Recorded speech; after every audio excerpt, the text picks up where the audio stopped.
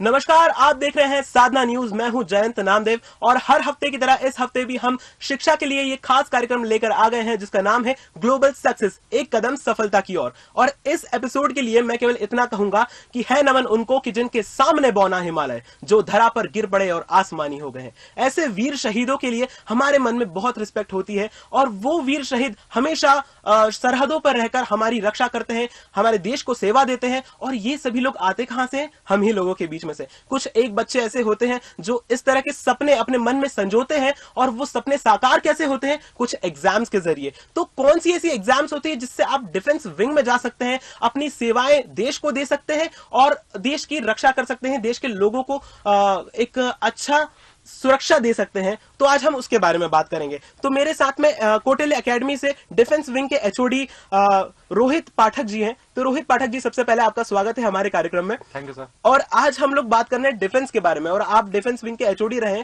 तो सर को अच्छा खासा नॉलेज है डिफेंस के बारे में कि कैसे सिलेक्शन किया जाए। और वैसे तो हजारों बच्चों का सिलेक्शन सर ने करवाया है और उन्हें प्रशिक्षण दिया है, उन्हें अच्छा मार्गदर्शन दिया है। तो आज मुझे लगता है कि आपको भी सही मार्गदर्शन मिलने वाला है।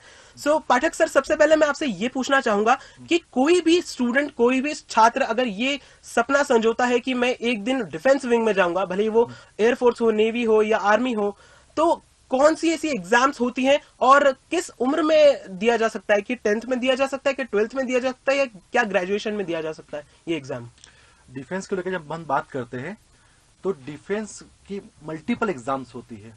जैसे हम बात करें कि NDA, CDS, group X, group Y, AFCAT, OTA, ऐसी मल्टीपल एग्जाम्स है। इन मल्टीपल एग्जाम्स में सबसे बड़ी जो चीज रहती है वो ये रहती है कि कुछ एग्जाम आफ्टर 10th होती है, कुछ एग्जाम आफ्टर 12th होती है और कुछ एग्जाम हमारे सामने आफ्टर ग्रेजुएशन होती है। जैसे हम बात करते हैं आफ्टर 10th, जो आर्मी जीडी होती है जिसको हम रेली भर्ती बोलते हैं, वो तैयारी आफ्टर 10th एग्जाम बच्चा दे सकता है। तो वो 10वीं क्लास में, जब 10वीं कक्षा में हो तब उसकी तैयारी कर सकता है। उसकी तैयारी के लिए 6 महीने बहुत होते हैं। बट हम बात करें एनडीए की, नेशनल डिफेंस एकेडमी की, तो वो आफ्टर 12th लेवल एग्जाम होती है। क्यों? क्योंकि वो एक बड़ी पोस्ट देती है बच्चे को। जैसे कि हम बात करें लेफ्टिनेंट जो पोस्ट है वो हमको एनडीए के थ्रू मिलती है, तो आफ्टर 12th होती है। और सिमिलरली ही जो बच्चे की एज लिमिट उस एज में नहीं आ पाती 12th में, वो उनके लिए ग्रेजुएशन वाली एग्जाम होती है जिसको हम बोलते हैं सीडीएस और एफकेट या ओटीए। ये 3 एग्जाम्स रहती है जिसके थ्रू हम वही पोस्ट पाते हैं जो हमने 12th के बाद पाई थी। बस अंतर इतना है। तो ऐसी मल्टीपल एग्जाम्स है जिनके हमने नाम लिए हैं। आफ्टर 12th एनडी भी दे सकते हैं, एयरफोर्स ग्रुप XY दे सकते हैं, ये 2 एग्जाम दे सकते हैं। आफ्टर 10 हम सिर्फ एक एग्जाम दे सकते हैं, आर्मी जीडी। और आफ्टर ग्रेजुएशन हम सीडीएस, एफकेट, ओटीए ये एग्जाम दे सकते हैं। जी सर, कई बार ऐसा होता है कि कोई भी छात्र के मन में इस तरह के सपने तो आ जाते हैं, लेकिन फिर टेक्निकलिटीज होती हैं, किस तरह का सब्जेक्ट लिया जाए, क्या ये सब्जेक्ट मुझे आगे इस तरह की एग्जाम्स में हेल्प करेगा या नहीं करेगा। तो जब वो 10वीं में आता है तो ये सबसे बड़ा संकट उसके ऊपर होता है कि उसे कौन सा सही सब्जेक्ट लेना चाहिए। अगर वो डिफेंस में जाना चाहता है तो कौन सा सब्जेक्ट उसे चूज करना चाहिए? हम बात करें डिफेंस की, तो डिफेंस में हमें वो सब्जेक्ट चॉइस करना चाहिए जब हम डिफेंस को एग्जाम दे तो उस सब्जेक्ट का ज्यादा से ज्यादा वेटेज उस एग्जाम में आता है। इसीलिए हम जैसे एनडीए की बात करते हैं तो एनडीए 900 मार्क्स का होता है। उसमें 900 मार्क्स में 300 मार्क्स के सिर्फ मैथ्स होता है। तो ये अंडरस्टूड है कि अगर 33% सिर्फ एक ही सब्जेक्ट कवर कर रहा है तो मैथ्स सब्जेक्ट लेना ज्यादा सही रहता है। ये तो पीसीएम, अगर हम आफ्टर 12th हम आफ्टर 10th पीसीएम ले रहे हैं तो वो हमारे लिए बेटर है। तो अगर बात करें एग्जाम्स को लेते हुए, डिफेंस को लेते हुए, तो जो छात्र 10वीं पास करते हैं उनको पीसीएम लेना ही चाहिए। वैसे तो हर वर्ग का व्यक्ति एनडीए दे सकता है, चाहे वो पीसीएम का हो या कॉमर्स का हो या आर्ट का हो। बट अगर हम चाहे कि हमारे एग्जाम जल्दी क्वालिफाइड हो और हमें वही चीजें आए जो हम 11 to 12 में पढ़ेंगे, तो हम मैथ्स और साइंस को लेते हुए एग्जाम दे सकते हैं। उसमें हमें बेनिफिट ज्यादा रहेगा। सर, मैथ्स और साइंस किस तरह से आगे जाकर हेल्प करता है? क्या मैथ्स और साइंस में पढ़ी हुई चीजें आगे जाकर एक डिफेंस विंग वाले स्टूडेंट को हेल्प करती है? डिफेंस विंग की हम बात करें तो इसमें एक एग्जाम जो सबसे ज्यादा पावरफुल होती है, जो आफ्टर 12th एकमात्र ऐसी एग्जाम है central level plus state level government की, जो आफ्टर 12th बच्चों को इतनी बड़ी पोस्ट दे रही है, जिसको हम बोलते हैं लेफ्टिनेंट। अगर आर्मी में जा रहा है तो लेफ्टिनेंट, एयरफोर्स में जाए तो फ्लाइंग ऑफिसर और नेवी में जाए तो सब लेफ्टिनेंट। ये आफ्टर 12th हमें पोस्ट मिलती है। तो जब आफ्टर 12th हमें पोस्ट मिल रही है तो इस एग्जाम का सिलेबस की आपने जो मेरे से बात करी है कि सिलेबस क्या होगा, कि हम अगर 11th में और 12th में मैथ साइंस ले रहे हैं तो उसका योगदान कहाँ है एग्जाम के अंदर, तो हम यहाँ बात करें। हमने एनडीए की बात करी, जिसका full form national defence academy है। एनडीए में 900 नंबर का पेपर आता है, 900 मार्क्स का पेपर आता है। उस 900 मार्क्स में अगर कट ऑफ की बात करें तो कट ऑफ 389 लास्ट टाइम गया था। ओके। ठीक है, और उसके लास्ट टाइम एट कोविड के समय पर 301 कट ऑफ गया था। इतना वेरिएशन आया है। ओके। अब हम बात करें हमारे सब्जेक्ट की, ठीक है, तो 900 मार्क्स का जो पेपर आता है हमारे सामने, तो 900 मार्क्स में 300 मार्क्स सिर्फ मैथ्स के रहते हैं, 100 मार्क्स सिर्फ फिजिक्स के रहते हैं हमारे पास में, और रिमेनिंग जो हमारे सब्जेक्ट्स आ रहे हैं तो 400 नंबर 900 में से सिर्फ मैथ्स और साइंस के हो गए, फिजिक्स के हो गए, और रिमेनिंग वाले पार्ट में जो बच रहा है हमारे पास में 400 नंबर, ठीक है, और सॉरी 500 नंबर जो बच रहे हैं हमारे पास में, तो 500 मार्क्स में अदर्स जैसे 200 नंबर का इंग्लिश हो गया है, ठीक है। अब हमारा जो रिमेनिंग वेटेज बनता है तो मल्टीपल सब्जेक्ट में बनता है, जैसे 8 वाले रहते हैं, हिस्ट्री, ज्योग्राफी, पॉलिटी, इकोनॉमिक्स, ये बच रहा है। Okay. तो हमने देखा है कि जो मैथ्स का स्टूडेंट रहेगा उसका 11th और 12th में ही मैथ्स और फिजिक्स तैयार हो जाता है, तो एग्जाम में इसका बेनिफिट मिलता है। ओके। ये फायदा रहता है। यानी कि कहीं ना कहीं उसका बैकग्राउंड क्लियर होता है, उसे नॉलेज ऑलरेडी अगर रहे मैथ्स और फिजिक्स से, और थोड़ा कंफर्टेबल रहे वो इन सब्जेक्ट के साथ, तो आगे बड़ी अच्छी हेल्प मिल सकती है। जैसे कि सर ने बताया कि मैथ्स और साइंस का काफी ज्यादा वेटेज होता है, तो वहां पर आपको हेल्प मिल सकती है। तो आप पीसीएम जैसे कि सर ने कहा और साइंस ले सकते हैं, तो उसमें आपको बहुत हेल्प मिलेगी आगे। सर कई बार बैकग्राउंड का भी बड़ा फर्क पड़ता है। जब स्टूडेंट एक आगे जाता है तो कहीं ना कहीं उसका बैकग्राउंड एक बहुत अहम भूमिका निभाता है। तो अगर वो हिंदी मीडियम से हुआ, अगर वो अंग्रेजी मीडियम से हुआ, तो क्या उससे कोई डिफिकल्टी लगती है? और एक और धारणा भी बना रखी है कि डिफेंस में जा रहे हैं तो भैया लड़कों को प्रेफरेंस दिया जाएगा, या लड़कों के लिए कुछ एग्जाम्स रहेगी, लड़कियों के लिए नहीं रहेगी। तो क्या ये सब कुछ है वहां पर? ये तो सही। ओके। जैसे कि सर ने अभी आपने मुझसे क्वेश्चन करा कि English is compulsory for exam और नॉट, इंग्लिश कंपलसरी एग्जाम के लिए कि नहीं है, कि हमारे सामने दोनों वर्ग के व्यक्ति रहते हैं, हिंदी मीडियम वाले भी और इंग्लिश मीडियम वाले भी, ठीक है, और साथ में मेल भी रहते हैं और फीमेल भी रहते हैं, बच्चे लड़के भी रहते हैं, लड़कियां भी रहती है। क्या होता है कि जब हम रिटर्न एग्जाम देते हैं तो रिटर्न एग्जाम तो बायलिंगुअल पेपर आता है, उसमें एक तरफ हिंदी और एक तरफ इंग्लिश दोनों पेपर रहते हैं। पर जब हम इंटरव्यू देते हैं तो इंटरव्यू जरूरी नहीं है कि जब इंटरव्यू बोर्ड हमें मिल रहा है वो भोपाल मिल रहा है, इंटरव्यू बोर्ड इलाहाबाद भी मिल सकता है, केरला भी मिल सकता है, कर्नाटक भी मिल सकता है, और मल्टीपल लोकेशन से जहाँ पे हमें इंटरव्यू बोर्ड मिल सकते हैं। बट हमें मान लो केरला का बोर्ड मिला, पर वहां पे केरला के बोर्ड में हिंदी नहीं चलती है, वहां से मलयालम चलेगी या इंग्लिश चलेगी, तो वहां पे अगर हमें कम्युनिकेट भी करना उन लोगों से तो इंग्लिश बहुत जरूरी रहेगी हमारे लिए। इसीलिए इंग्लिश कंपलसरी तो नहीं है पर नीडी है, हमें उसकी नीड पड़ेगी इंटरव्यू देने के लिए। एक सिंपल सी हम ये लाइन में बात करें तो रिटर्न में कोई रोल नहीं है, कोई हिंदी मीडियम का बच्चा हो या इंग्लिश मीडियम का बच्चा हो, उससे कोई असर नहीं पड़ता है, बट इंटरव्यू के समय पे इंग्लिश आनी चाहिए। सर आपकी क्या स्पेशल एक्सपर्ट एडवाइस है, जो बच्चे हिंदी मीडियम से आते हैं अब वो आगे जाकर कहीं ना कहीं अटक जाते हैं कि अब मेरी जो स्पोकन इंग्लिश है वो कहीं मुझे नेगेटिव पॉइंट दे रही है, तो क्या करें हिंदी मीडियम वाले बच्चे वहां पर उस स्टेज पर आकर जहां पर उनको अब इंग्लिश अच्छी करनी है? हिंदी मीडियम वाले बच्चों को सिर्फ इतना ध्यान रखना चाहिए कि हमें अगर इंग्लिश सीखनी है तो इंग्लिश सीखनी कैसे है। हम कोई भी चीज जब सीखते हैं ना तो लिसनिंग से सीखते हैं, जब हम कोई चीज सुनते हैं तो हमें वो जल्दी याद होती है। अगर मैं सोचूं कि मैं 90 दिन की क्लास लगवा लूं, 90 घंटे में मैं अंग्रेज बन जाऊं, तो पॉसिबल ही नहीं है, ठीक है। जब हम बात करें हम कब इंग्लिश सीख सकते हैं या स्पीक कर सकते हैं, बोल सकते हैं, कम्युनिकेट कर सकते हैं, जब हम उस चीज को सुनेंगे। जैसे म्यूजिक गाने जो होते हैं हमें वो याद कैसे आते हैं, हम मल्टीपल बार सुनते हैं और पूरे गाने में याद हो जाते हैं, हम याद करते नहीं उसको कॉपी पेन लेकर। ठीक उसी प्रकार से जो हिंदी मीडियम वाले बच्चे से उनके मन में फेयर रहता है कि हमें इंग्लिश में बोलना है, इंग्लिश में बात करनी है, ये सब चीजें हैं। बट आप ये जब समझ जाएंगे कि मुझे सिर्फ बोलना ही है इंग्लिश में, उसको कोई एक्सप्रेस नहीं करना है, एक्सपोज नहीं करना है, तो आप इजीली उसका फियर दूर करके अपने एग्जाम को लेके क्रैक कर सकते हैं इंग्लिश के ही माध्यम से, ठीक है। जरूरी नहीं होता है कि इंग्लिश आप परफेक्ट ही बोले, टूटी फूटी भी चल जाती है, कोई दिक्कत नहीं होती है, ठीक है। क्योंकि आफ्टर 12 वैकेंसी आपको पोस्ट दे रहे हैं तो कुछ तो डिजर्व करते हैं। जी, तो सर की काफी अच्छी एडवाइस रही है, और सर अब मुझे कोई दो राय नहीं लगती है कि क्यों कौटिल्य एकेडमी इतने अच्छे सिलेक्शंस देता है, क्योंकि उनकी एडवाइजेस, उनकी पढ़ाने का तरीका इतना अच्छा होता है। सर मुझे ये भी जानना है कि जब कोई भी एग्जाम, कोई भी डिफेंस एग्जाम में कोई स्टूडेंट अपेयर करता है तो कौन सी स्टेजेस होती हैं, क्या अलग अलग स्तर होते हैं जिन स्तरों से होकर गुजरना होता है उसे, और किस तरह से उसका सिलेक्शन प्रोसेस पूरा होता है? ठीक है, डिफेंस में जितनी भी एग्जाम होती है मैं सभी एग्जाम को पूरा एक्सप्लेन कर देता हूँ अच्छे से, ताकि जो भी बच्चा देख रहा है, अभी जो भी स्टूडेंट्स देख रहे हैं, उनको ये क्लियर हो जाए कि हमें करना क्या है। सबसे बड़ी दिक्कत ये होती है आफ्टर 10th या आफ्टर 12th बच्चे को यही गाइडेंस नहीं मिल पाता कि हमें लाइफ में करना क्या है, ठीक है। जैसे आपने पूछा कि कौन सा सब्जेक्ट लेना चाहिए, तो बच्चा मेरे बड़े भाई ने मैथ्स लिया तो मैं मैथ्स ले लेता हूँ, या मेरी कजिन सिस्टर ने बायो लिया तो मैं भी बायो ले लेता हूँ, वो उसी के माध्यम से आगे बढ़ता है। बट क्या होता है, कुछ बच्चे ऐसे रहते हैं जो बचपन से गोल सेट करके रखते हैं कि मुझे लाइफ में आर्मी में जाना है या एयरफोर्स में जाना है या नेवी में जाना है, ये उनके दिमाग में रहता है। बट वहां तक जिनको पहुंचना है उनको उनका गोल पता रहता है पर रास्ता क्लियर नहीं रहता है, वही रास्ता मैं क्लियर करवाता हूँ।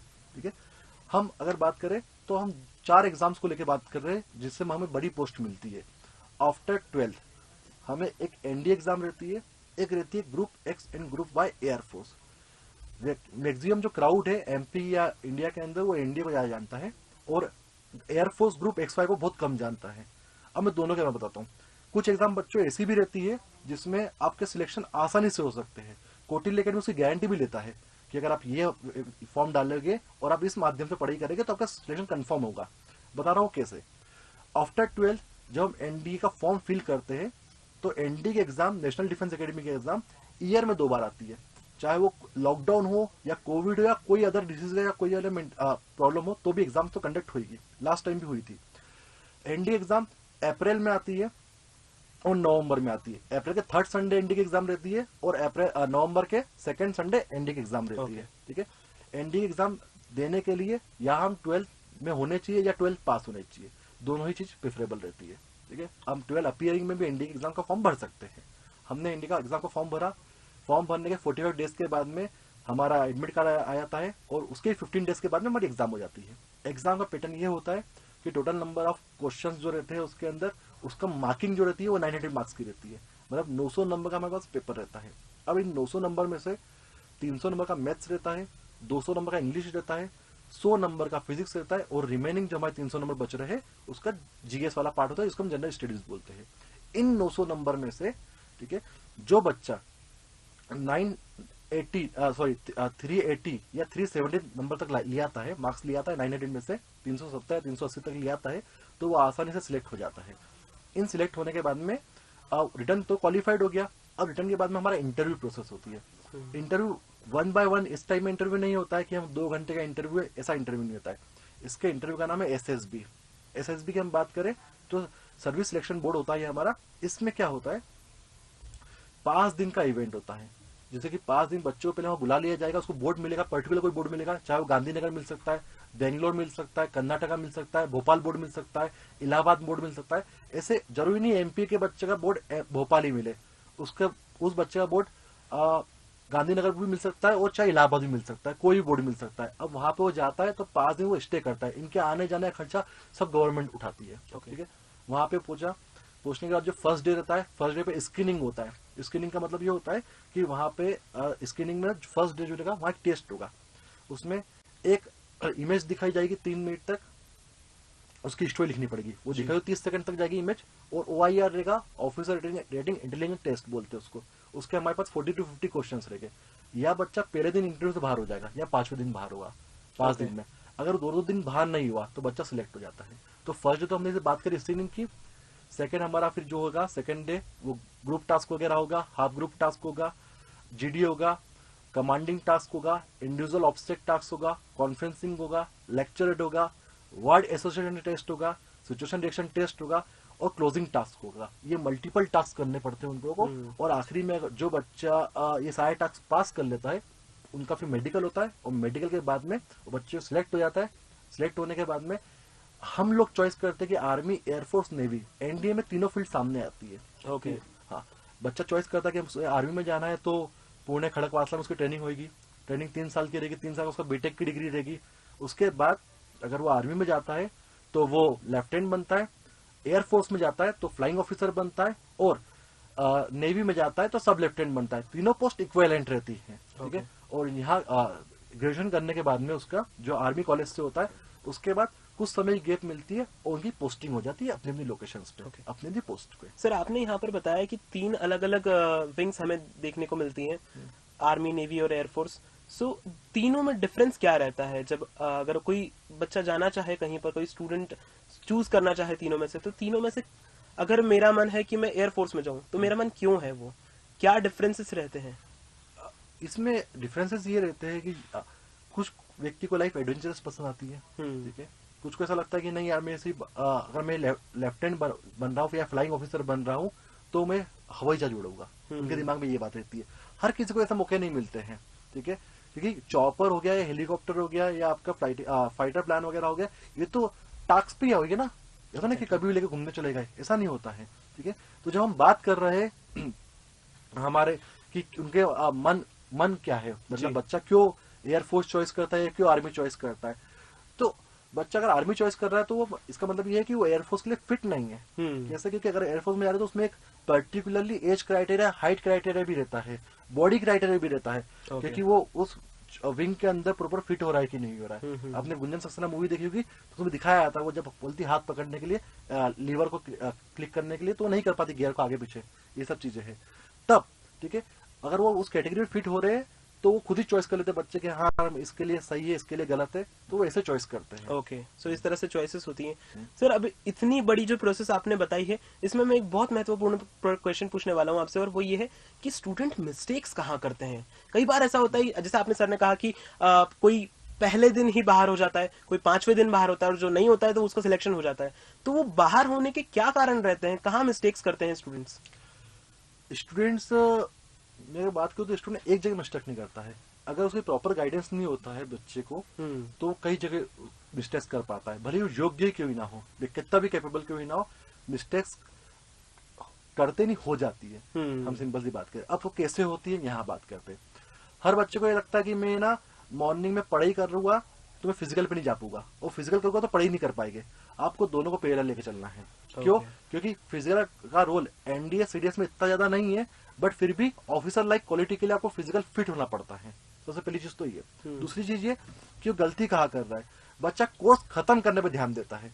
उसको लगता है कि यार कि कोर्स खत्म करेंगे हम जितनी जल्दी तो उतनी जल्दी सिलेक्शन होगा। कोर्स खत्म करने में कोई भी कुछ नहीं होता। बच्चे को क्या, आप खुद सोचिए कि 900 नंबर का पेपर है और कट ऑफ 400 के अंदर आ रहा है, ठीक है। इसका मतलब ये हो रहा है कि 50% के भी अंदर कट ऑफ जा रहा है, तो कोई भी बच्चा पूरा पेपर ठीक से तो कर नहीं पाएगा, ठीक है। क्योंकि आप सोचिए ना 500 प्लस में तो फर्स्ट रैंक आ जाती है। अगर किसी बच्चे 550 नंबर आ जाएगा 900 में से तो फर्स्ट रैंक ला देगा। अभी तक डिफेंस में कभी ऐसा नहीं हुआ कि 900 नंबर पेपर है तो 900 में से कोई 800 लाया हो, कभी ऐसा नहीं हुआ। इसका मतलब क्या हो रहा है कि हमें वो चीज पढ़नी है जो एग्जाम ओरिएंटेड हो। दूसरी चीज, जब बच्चा ये समझ लेता है ना कि मुझे क्या नहीं पढ़ना है तो उसका सिलेक्शन होता है। एक इतनी मोटी किताब में हमें पता है कि हमें इतने 100 पेजेस में से 20 पेज पढ़ने जो हमारे काम के, और हमने वो जान लिया कि 20 पेज हमारे काम के हैं, तब सिलेक्शन होता है। दूसरी चीज ये रहती है कि उसे मल्टीपल एमसीक्यूज लगाने पड़ते हैं। आप ये हमेशा याद है, कोर्स खत्म करने से ज्यादा आप जितने ज्यादा एमसीक्यूज लगाएंगे ना उतनी जल्दी सिलेक्शन होगा। ये सिंपल से आपको बात बता रहा हूँ और सिलेक्शन यहीं से होता है। ओके सर, एक और महत्वपूर्ण क्वेश्चन है, और वो ये है कि कौटिल्य एकेडमी जब इस तरह के स्टूडेंट्स को मार्गदर्शन देती है तो ऑफलाइन और ऑनलाइन किस तरह से वो प्रशिक्षण देती है एक स्टूडेंट को, और किस तरह से उसका सिलेक्शन होता है? फिर कौटिल्य एकेडमी की बात करें हम कि उसकी प्रोसेस क्या है, ऑनलाइन या ऑफलाइन की, मैं आपको शेड्यूल बताता हूँ डिफेंस वाले बच्चों का कि जो हम अभी करवा रहे हैं तैयारी, उसको लेते हैं। पहले मैं ऑफलाइन की बात कर रहा हूँ। ऑफलाइन की जो कौटिल्य एकेडमी के अंदर जो क्लास चल रही है, NDA, CDS, group X, group Y, AFCAT, OTA, इन सब की सेपरेट क्लासेस है। ऐसा नहीं कि एक ही क्लास में सब बच्चों बिठा दिया है, इन सब की सेपरेट क्लासेस है। इसका मतलब ये है कि हर बच्चे को ये गाइडेंस प्रॉपर मिल पा रहा है कि हमें क्या पढ़ना है, ठीक है। जरूरी नहीं है क्योंकि एनडीए और सीडीएस का मैथ्स बहुत अलग अलग है, पूरा ही डिफरेंट है, ठीक है, तो साथ में बिल्कुल नहीं पढ़ सकते, ठीक है। शेड्यूल जो कौटिल्य एकेडमी का है, पहली बात तो ये कि डिफरेंट कैटेगरीज की डिफरेंट क्लासेस है। ऐसी बात नहीं डिफेंस विंग की अकेली क्लास हो, ठीक है, अलग अलग कैटेगरीज में क्लास बनी हुई है। हिंदी और इंग्लिश माध्यम क्लास कक्षा अलग अलग है इसमें। फिर जो टाइमिंग है वो सुबह 6 बजे से 7:30 बजे तक का रहता है फिजिकल का, और 12 से 5 बजे तक का रिटर्न का टाइमिंग रहता है, और 5:30 से 7 बजे तक का फिर फिजिकल का टाइमिंग रहता है। ये चलता है मंडे टू फ्राइडे। और सैटरडे को जो एसएसबी इंटरव्यू की बात हमने करी थी तो वो फुल डे इंटरव्यू चलता है, मॉर्निंग 10 से इवनिंग 6 तक ये इंटरव्यू प्रोसेस चलती है। और हर वीक डे में लास्ट डे जो होता है संडे, उसमें एफएलटी का फुल लेंथ टेस्ट, मतलब एग्जाम में जो पूरा पेपर आता है उसी टाइप में पेपर बच्चे सॉल्व करते हैं। तो वो पता चल जाता है कि हमें हम किस पोजीशन पे हैं। तो ये सबसे बड़ी चीज रहती है सर एकेडमी के अंदर। और हर सब्जेक्ट्स के लिए अलग अलग फैकल्टीज है। ऐसा नहीं है कि सर मैं ही मैथ्स पढ़ा दूंगा, मैं ही इंग्लिश पढ़ा दूंगा, मैं ही सब पढ़ा दूंगा, ऐसा कुछ नहीं। जो एक्सपर्ट रहते हैं वही मार्गदर्शन देते हैं और उसी से एक अच्छा आउटलुक, एक अच्छा रिजल्ट सामने आता है। सर एक वैसे तो हम लोग इस तरह की जो पोजीशंस होती हैं, इस तरह के जो डेजिग्नेशंस होते हैं जो डिफेंस में होते हैं, उसको कभी भी हम नौकरी से कंपेयर नहीं कर सकते, कभी भी कोई जॉब से कंपेयर नहीं कर सकते, क्योंकि वो अपने आप में एक बहुत बड़ी सेवा होती है देश के लिए। लेकिन फिर भी क्या बेनिफिट्स होते हैं जब हम डिफेंस में जाते हैं एक स्टूडेंट के लिए? हमारे इंडिया में दो ही कैटेगरी चलती है जी एक तो सिविलियन और एक डिफेंस वाले। जी इसके अलावा कोई कैटेगरी नहीं चलती कि डॉक्टर वगैरह को हम अलग फील्ड में रखना, वो भी सिविलियन ही है। ठीक है, जब हम डिफेंस में जाते हैं तो सबसे जो बड़ी चीज है यूनिफॉर्म, डेयर टू ड्रीम। ठीक है, हमें सपने देखने के लिए जो हिम्मत मिलती है वो डिफेंस से मिलती है। जी दूसरी चीज, आप कभी भी देखिए कि कभी कितना भी कहीं दंगे हो जाए या कहीं पे सुनामी आ जाए या बाढ़ आ जाए, तो वहां पे पुलिस से पहले आर्मी पहुंचती, रेस्क्यू ऑपरेशन जिसको हम बोलते हैं। ठीक है, ये रहता है। तो हर व्यक्ति जो डिफेंस में जाता है वो फ्रंट फुट पे खेलता है, वो सम टॉप पे रहता है। ठीक है, तो काफी अंतर रहता है एक नॉर्मल सिविलियन में और एक आर्मी पर्सन में। उनके लाइफ स्टाइल में बहुत अंतर रहता है। बेनिफिट्स की बात करें तो उनका एजुकेशन पूरा फ्री रहता है, उनको जो अकोमोडेशन मिलता है वो भी पूरा फ्री रहता है, उनको खुद का मकान मिलता है, बंगलो मिलता है, मकान की बात करूं मैं, वो भी फ्री ऑफ कॉस्ट मिलता है। मेडिकल फैसिलिटी पूरी फ्री रहती है, लोन उनको आसानी से पास हो जाता है, और जहां भी वो ट्रेवल करते हैं वहां भी उनका चार्ज नहीं लगता है। या मान लो ताजमहल भी घूमने गए और अपना कार्ड दिखा रहे हो तो भी उनको वोट नहीं लगेगा, कोई चार्ज वगैरह। टोल टैक्स फ्री रहते हैं उन लोगों के लिए। तो काफी सारे ऐसे बेनिफिट्स रहते हैं। ठीक है, अगर हम काउंट करना चाहे तो जितनी बार भी गेन होगा उतनी बार कुछ ना कुछ नया निकलेगा। जी इतने सारे बेनिफिट्स हैं। बिल्कुल बिल्कुल। तो इतने इतने सारे बेनिफिट्स हैं। और सर इस बात पे मुझे, जो मैंने शुरुआत में 2 लाइनें कही थी, उसी कविता की कुछ और लाइनें मुझे याद आती हैं कि कंचनी तन चंदनी मन आह आंसू प्यार सपने, राष्ट्र के हित कर चले सब कुछ हवन तुमको नमन है नमन उनको कि जिनके सामने बौना हिमालय, जो धरा पर गिर पड़े और आसमानी हो गए। तो मुझे लगता है कि ये तो कुछ बेनिफिट्स होते ही हैं, लेकिन अपने मन की शक्ति, अपने तन की शक्ति और अपनी पूरी जिंदगी जो देश को देता है, वो अपने आप में सुपर हीरो होता है। मैं कहता हूँ कि ये जो एग्जाम्स होती हैं ये हीरोज के लिए नहीं, ये सुपर हीरोज बनने के लिए होती हैं। और अगर आप कहीं भी इस तरह का सपना देख रहे हैं कि मुझे देश की सेवा करना है डिफेंस में जाकर, तो सर की बातें जरूर मानिएगा। किस तरह से अच्छा गाइडेंस जरूरी है, किस तरह से मैथ साइंस आपको लेना चाहिए और क्या कुछ करना चाहिए, इस पूरे एपिसोड में आपको ये सारे आंसर्स तो मिल ही गए। सर जाते जाते कोई एक अच्छी एडवाइस आप देना चाहेंगे स्टूडेंट्स को? बच्चों, एडवाइस की हम बात करें तो आप इतना दिमाग में उठा लीजिए कि आप एक टाइम पे एक काम करिए। ऐसा नहीं है कि मेरा एनडी की तैयारी कर रहा हूं तो एनडी की तैयारी में कर रहा हूं, मैं कोर्स हो रहा है तो मैं बैंकिंग की एग्जाम भी दे लूं, या मैं ग्रेजुएशन में साथ में इंजीनियरिंग कर लूं। ठीक है, आप संकल्प और विकल्प को साथ में नहीं रख पाएंगे कभी भी। आप एक टाइम पे एक ही चीज चॉइस करिए, पहली चीज तो ये। दूसरी चीज, आप अगर मान लो कि तैयारी कर रहे हो तो आपका हक बनता है पोस्ट को लेना। आधे सफर में आके काम नहीं छोड़ना, क्योंकि वो आधा भी खाली हो जाता है, वो यूजफुल तो है ही नहीं आपके लिए, सिंपल सी बात है। इसीलिए आप अगर सोच रहे हो, सपना देख रहे हो, तो सपने पाने का नाम होता है, समझौते का नाम नहीं होता। इतना ही सब होते हैं। बिल्कुल, डेयर टू टीम, आप इस पे ध्यान दीजिए। ठीक है, सिलेक्शन होता है और बहुत आसानी से होता है अगर आप मेहनत करते तो। जी, तो मेहनत जरूरी है, एक ध्येय जरूरी है। ऐसा नहीं है कि आप 4 ध्येय बना रहे हैं तो आपको चारों नहीं मिलेंगे, आपको एक ध्येय बनाना होगा और उस पर कॉन्सेंट्रेट कर अगर आप आगे बढ़ेंगे तो आपकी सफलता जरूर आपको मिलेगी। तो sir thank you so much आज इतनी सारी चीजें डिफेंस विंग के बारे में बताने के लिए। और कौटिल्य एकेडमी को मैं धन्यवाद करता हूँ कि उनकी जो एक्सपर्ट एडवाइस है वो हमें हर बार एपिसोड में मिलती है, हमारे स्टूडेंट्स को, हमारे व्यूअर्स को मिलती है। धन्यवाद सर। ओके, जय हिंद सर। जय हिंद। तो जैसा कि सर से हमने बात की और आज डिफेंस विंग में जितनी भी एग्जाम्स होती हैं उसमें क्या कंफ्यूजन्स होते हैं सारे स्टूडेंट्स को, तो आज हमने उस पे बात की और बात की कि किस तरह से आप अपने आप को एक सुपर हीरो बना सकते हो डिफेंस में जाकर और देश की सेवा कर सकते हैं। तो आपको ये सारी चीजों का आंसर तो मिल ही गया होगा। सो आप देखते रहें साधना न्यूज। मैं हूं जयंत नामदेव और एक बार और अगले हफ्ते लेकर आऊंगा किसी एक नए टॉपिक के ऊपर शिक्षा से रिलेटेड, और हमारा शो होगा ग्लोबल सक्सेस, एक कदम सफलता की ओर। नमस्कार।